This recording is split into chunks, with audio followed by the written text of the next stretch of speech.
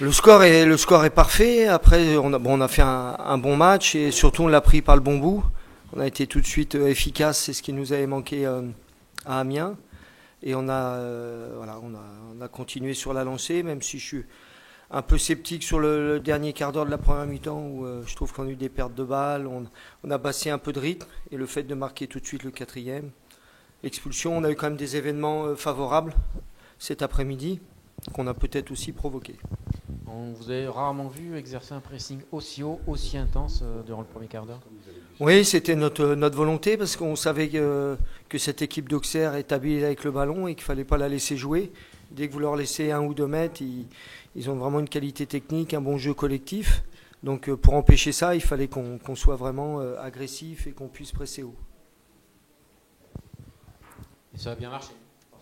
Ouais, ça a été. Ouais. Tout n'était pas parfait, mais dans l'ensemble, quand même, c'était bien exécuté. Tout ce qu'on avait travaillé, prévu avec les joueurs, ça s'est bien fait. Et la différence, c'est l'efficacité offensive. Je crois qu'on a 15 tirs sur 8 cadrés. Il y a 6 buts, donc souvent, c'est ça qui fait la différence. Vous aviez 2 absents, on en avait parlé un peu en préparation du match. Il y avait aussi beaucoup d'absents côté Auxerrois. Mais vous avez finalement réussi à compenser les absences de Spearings et de Jäger au milieu où vous avez régné finalement. Oui, c'était l'objectif aussi, c'est d'être capable, lorsqu'il nous manque des joueurs importants, de pouvoir pallier à ces absences-là. Et ça donne aussi l'opportunité aux autres joueurs de se montrer, de dire tout le monde est important et on l'a vu aujourd'hui. Bonjour coach. Dans cet engagement, un peu, je reviens à cette volonté de récupérer les ballons très vite. On a beaucoup dit que le TFC, même en gagnant, avait encore une énorme marge de progression dans le jeu, dans le contenu. Ça tend quand même vers ce que vous avez envie de voir chaque week-end, cette volonté toujours d'aller chercher le ballon. Oui, alors c'est toujours un rapport de force, mais c'est vrai que la volonté de mettre de l'intensité dans le jeu, un pressing haut, d'avoir une bonne maîtrise de balle, et puis après surtout d'être solide défensivement. On a pris quand même une barre, on a failli prendre un but alors que c'est important de ne pas en prendre. Donc on reste encore perfectible dans tous les domaines, mais on progresse.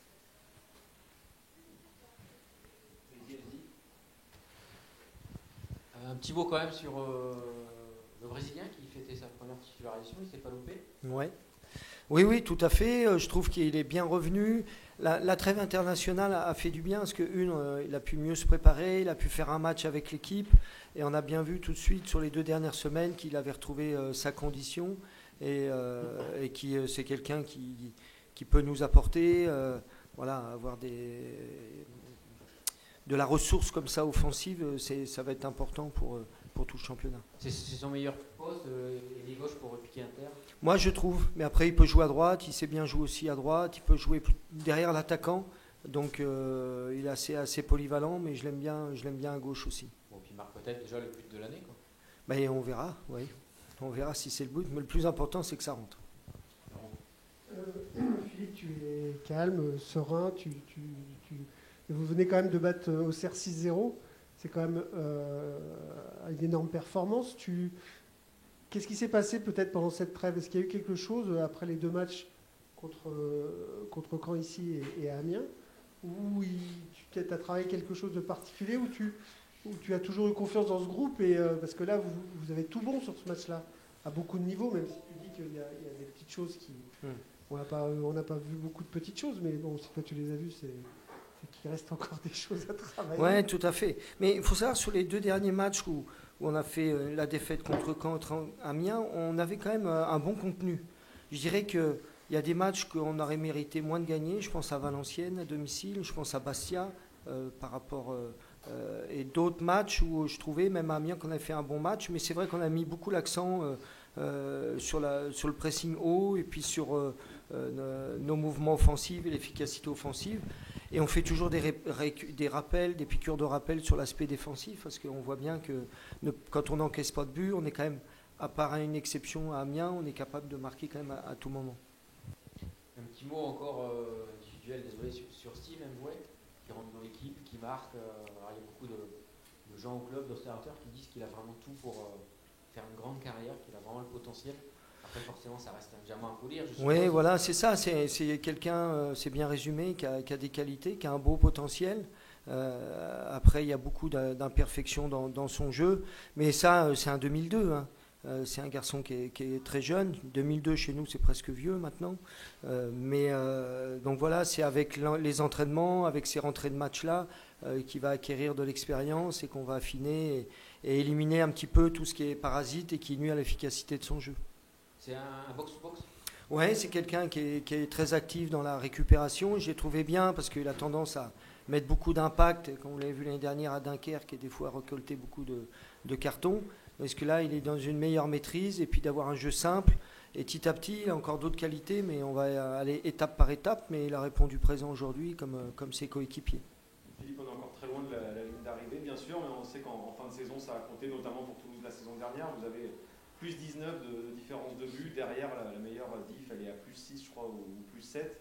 Ça compte même dès maintenant d'avoir cet avantage-là. Ouais, c'est important. Et quand il y a une après-midi comme ça où tout se déroule bien, j'étais un petit peu agacé qu'on mène 3-0 à la mi-temps à 11 contre 11 et qu'on soit à 1-0 en deuxième mi-temps à 10 contre 11. Donc j'avais cette notion de goal average quand il y a des opportunités, et elles sont rares, de marquer des buts parce que tout est bien aligné, de le faire. Donc, parce que le goal average peut faire un point de plus.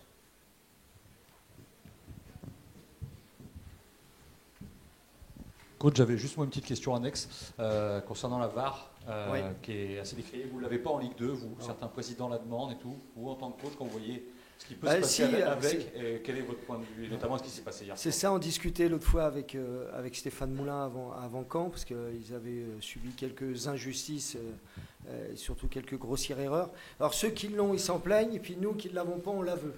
Donc personne n'est jamais content. Je reste persuadé quand même que la formule, c'est que ça règle 80% des problèmes, donc ça voudrait dire que ça règle 80%.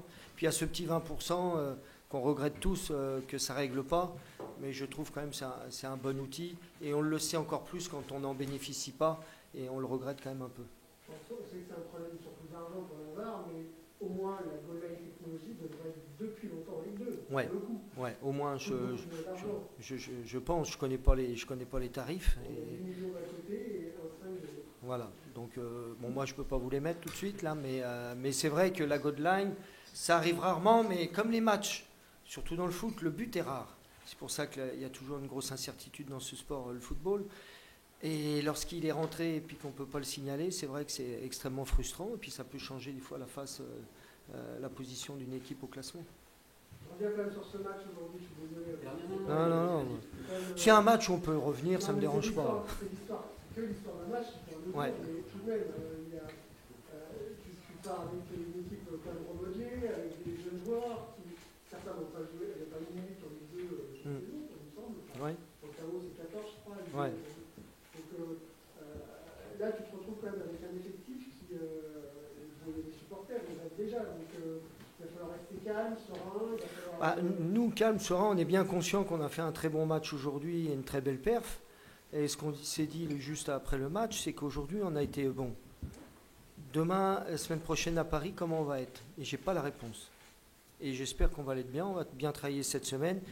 C'est la grosse difficulté de notre métier, c'est qu'à chaque fois, il faut vouloir repartir de zéro.